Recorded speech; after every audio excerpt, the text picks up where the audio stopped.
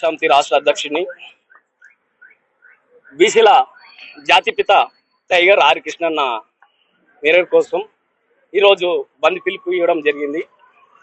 రేవంత్ రెడ్డి గారు ఫస్ట్ రాహుల్ గాంధీ వచ్చి బీసీలకు 42% ఇస్తా అన్నాడు, అది కన్నుమరుగు చేసినావు. నెక్స్ట్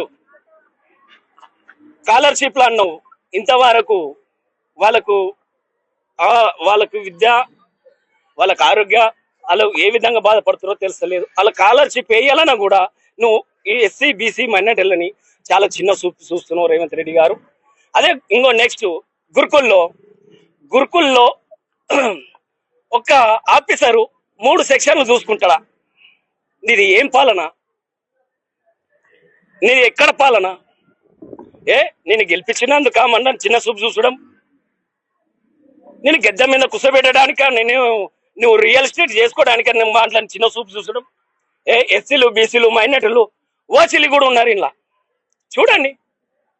ఓసీలు ఉన్నారు, ఎస్సీలు ఉన్నారు, బీసీలు ఉన్నారు. స్కాలర్షిప్ ఇవ్వకపోవడం అనేది ఎంత బాధాకరం విషయం. నువ్వు అందరిలో పోటీకి కోట్లు ఖర్చు పెడతావు, ఫుట్బాల్ కోట్లు ఖర్చు పెడతావు, మూసి నదికి కోట్లు ఖర్చు పెడతావు. నువ్వు ఢిల్లీలో పోయి ఏం వాదన ఇచ్చినావు? అక్కడ స్టూడెంటే కదా, ఇక్కడ వీళ్ళు స్టూడెంటే కదా.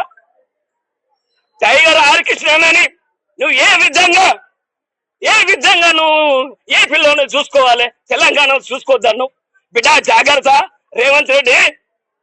టైగర్ ఆర్ కృష్ణ ఎంపీ కాదు, నేషనల్ లీడర్, బీసీల ఆశా జ్యోతి. నువ్వు ఏ విధంగా అన్నావు తెలియదు కానీ రేవంత్ రెడ్డి ప్రస్తుతం జాగ్రత్త.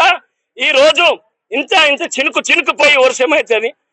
సముద్రం వరద పోయి సముద్రం కలవాలి కానీ సముద్రం వచ్చి వరదల కలవదు రేవంత్ రెడ్డి. సముద్రం వచ్చిందంటే తట్టుకోలేవు, ఖబర్దార్ బిడ్డ అని చెప్తున్నా. చాలా ఓపిక పట్టినాం, ఇంకా ఓపిక లేదు.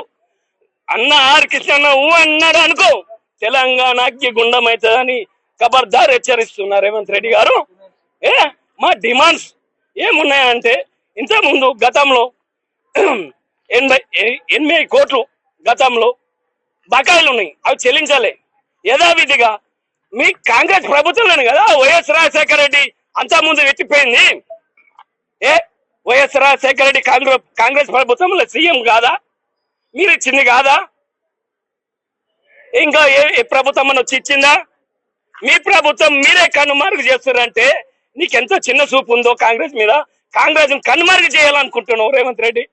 నువ్వు ఇంకా నెక్స్ట్ కూడా నువ్వే రావాలనుకున్నాం కానీ నువ్వు రాలేవు బిడ్డ. అన్న ఢిల్లీ నుంచి వచ్చినాక ఇంకా భారత్ ఉంటది ప్రోగ్రాం, సత్యం జాగ్రత్త అని చెప్తున్నా.